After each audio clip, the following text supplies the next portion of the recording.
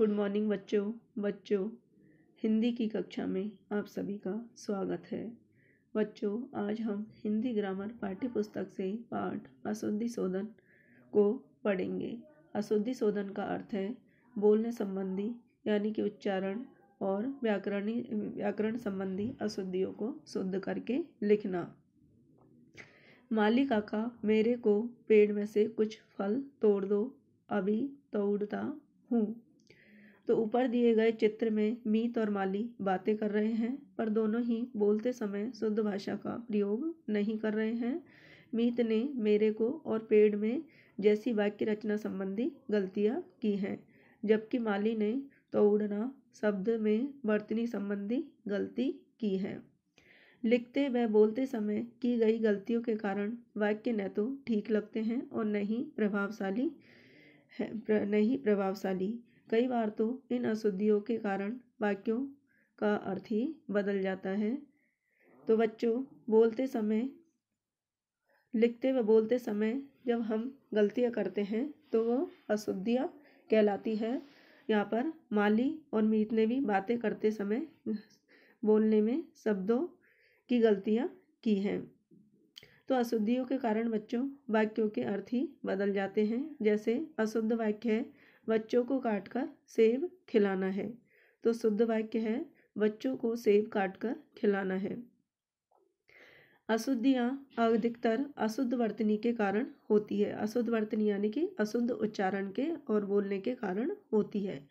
इसके अतिरिक्त लिंग, वचन, विराम चिन्ह आदि के सही प्रयोग न करने के कारण भी अशुद्धियाँ होती हैं।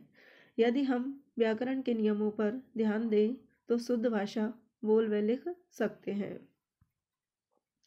वर्तनी संबंधी कुछ सामान्य अशुद्धियाँ, वर्तनी यानी उच्चारण संबंधी कुछ सामान्य अशुद्धियाँ बच्चों हम पढ़ेंगे।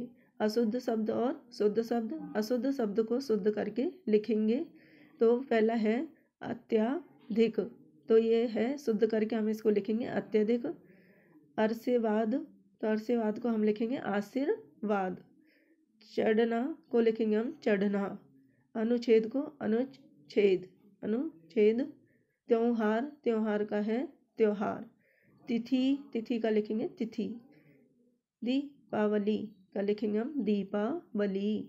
क्योंकि का लिखेंगे हम क्योंकि। आवाज का लिखेंगे हम आवाज। आश्चर्य। गुरु का गुरु। साय का साय। धुआं। आविष्कार का है आविष्कार। भूमि का है भूमि। रुपया का है शुद्ध करके लिखेंगे रुपया। पड़ोसी का पड़ोसी। परीक्षा का लिखेंगे हम परीक्षा। बंदर का है बंदर। गृह कार्य। स्वास्थ्य का लिखेंगे हम स्वास्थ्य। इसीलिए का है इसलिए।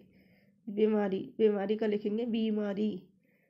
ज्ञान का लिखेंगे हम ज्ञान। ऋतु का ऋतु।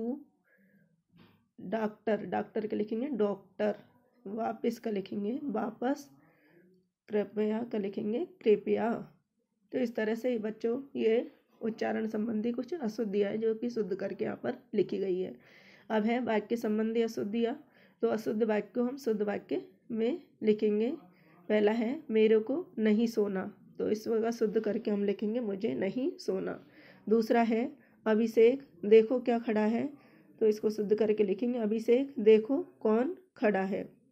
फिर है थर्ड मुझे पढ़ना है, तो फिर हम इसे लिखेंगे शुद्ध करके मुझे पढ़ना है। तो इसे शुद्ध करके लिखेंगे मुझे पढ़ना है। चौथा है कोई फल वाले को बुला दो, तो किसी फल वाले को बुला दो। अशुद्ध वाक्य 2 ठंडे गिलास शरबत लाओ, तो इसका शुद्ध वाक्य 2 गिलास ठंडा शरबत लाओ। छठा है तुम का क्या नाम है, तो हम इसको शुद्ध करके लेंगे तुम्हारा क्या नाम है। सातवां है लड़का ने खत लिखा, तो शुद्ध वाक्य है लड़के ने खत लिखा। फिर है आठवां मुझे एक फूलों की माला दो, तो हमें बच्चों इस वाक्य को शुद्ध करके लिखेंगे मुझे फूलों की एक माला दो। नवा है वे रात को देर से भोजन खाते हैं। तो इसका शुद्ध करके हम लिखेंगे वे रात को देर से भोजन करते हैं। 10वां है खाने में कोई गिर गया। तो इसके वाक्य को अशुद्ध वाक्य को शुद्ध करके लिखेंगे बच्चों। तो खाने में कुछ गिर गया है। 11वां है राम जी डॉक्टर का काम करते हैं। तो राम जी डॉक्टर है। 12वां है तेरे को मुझसे क्या काम है। तो उत्तर है तुम्हें मुझसे क्या काम है। 13वां है सड़क में नहीं खेलना चाहिए। तो शुद्ध वाक्य करके लिखेंगे बच्चों इसको हम सड़क पर नहीं खेलना चाहिए। 14वां है कल मेरे नाना ने आना था। ये अशुद्ध वाक्य है, इसको शुद्ध करके यहाँ पर लिखा हुआ है कल मेरे नाना को आना था। 15वां है वह छत में खेल रहा है। तो इसे शुद्ध करके लिखेंगे वह छत पर खेल रहा है। यह भी जानो। तो वाक्यों में शब्दों और शब्दांशों को सही क्रम में न लिखने से होने वाली अशुद्धियों को पदक्रम की अशुद्धियाँ कहते हैं। अशुद्ध वाक्य बच्चों एक कहानियों की किताब ला दो और शुद्ध है कहानियों की एक किताब ला दो। हमने क्या जाना। तो बच्चों हमने इस पाठ में क्या पढ़ा। अशुद्ध वाक्य प्रभावशाली नहीं होते हैं, वे प्रभावित नहीं करते हैं। कई बार तो अशुद्धियों के कारण वाक्यों की अर्थ ही बदल जाता है। दूसरा है अधिकतर अशुद्धियाँ अशुद्ध उच्चारण या अशुद्ध वर्तनी के कारण होती है। फिर है थर्ड अशुद्धियाँ वचन लिंग विराम चिन्ह आदि के गलत प्रयोग से भी होती हैं। जैसे वचन बदल देने से, लिंग बदल देने से और विराम चिन्हों पर नहीं रोकने से आदि के गलत प्रयोग से भी बच्चों अशुद्धियाँ होती है। फिर है चौथा व्याकरण के नियमों का पालन करके हम अशुद्धि शोधन कर सकते हैं। तो बच्चों हम वर्तनी यानी सही उच्चारण और बोलने सही शब्दों को बोल करके और व्याकरण के नियमों का पालन करके हम अशुद्धि शोधन कर सकते हैं, शब्दों को शुद्ध लिख सकते हैं। व्याकरण के नियम ही बच्चों हमें शब्दों को पढ़ना और शुद्ध लिखना सिखाते हैं। बच्चों आज के लिए इतना ही। आप इस पाठ को पढ़िए। धन्यवाद।